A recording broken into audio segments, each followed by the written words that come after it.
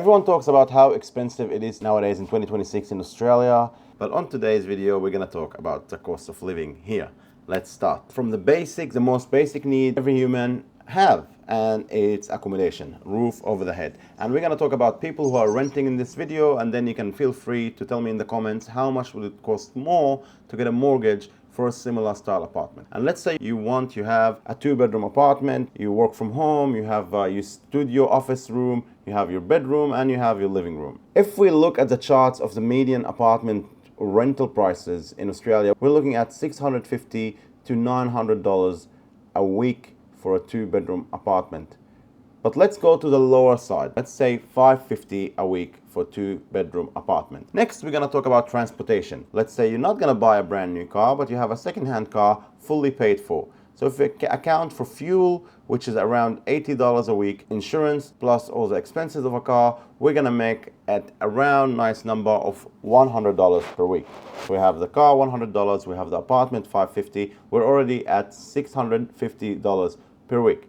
Now we skip to the next subject of bills. Typically your bills are electricity, some have electricity and gas, and you have the water bill, although some rentals cover the water, and we're gonna assume our rental is covering the water, so we're gonna have electricity, internet, and gas. Let's say that I'm paying $100 electricity per month plus $80 gas per month, that's $180, plus $70 on average internet per month if you go on the cheaper third-party companies, and that's put us to 70 plus 180, $250 a month.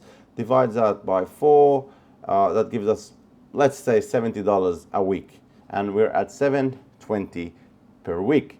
Now we factor in the phone bill, that's another $10 a week. Now we want to eat, right? I would say it's $100 groceries per week, which adds it up to $870 a week. Now you always have these bills that come. You have to change your phone, you have to fix something, stuff that, you never know what it is. Something comes up, you need to fix a tire, you need to buy a little toy, you need whatever, someone invites you somewhere. We're gonna add $50 a week miscellaneous to just cover that part. It could go from 50 to hundreds of dollars, but for the sake of simplicity, we're gonna make it $50.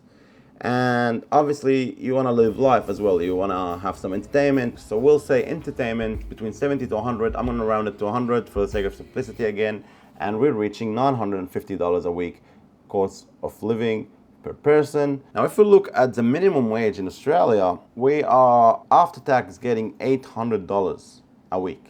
So basically, if you're on a minimum wage, you can't live a normal life in Australia as a single person. If you're on 2 incomes of minimum wage and it's $800, let's say after tax $1,600, then you're able to just scrape by and maybe save $300 a week. Now the biggest issue and what we have come to suffer from is the cost of accommodation.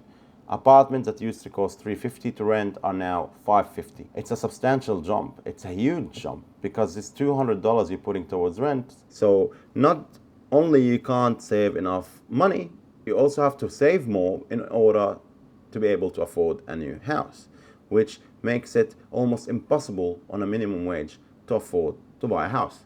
And it's a trap because the more you wait, the more you save, the more the houses go up in price, the more you feel under pressure to do something that gives you more than the bare minimum. If you want to invest money, you're going to struggle to invest on this kind of income.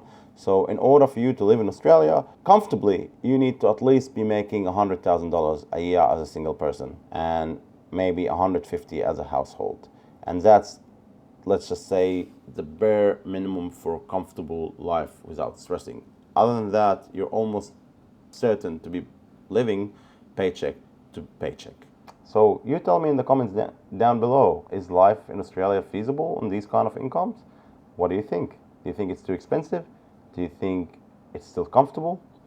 And the funny part out of all of this is that Australia is still one of the easiest countries to live in when you compare it to other developed countries in the rest of the world, as I've seen for myself. Thank you so much for watching this video, guys. I hope you get to engage with me in the comments. Subscribe for more like this, and this is Rami out. I'll see you in the next video.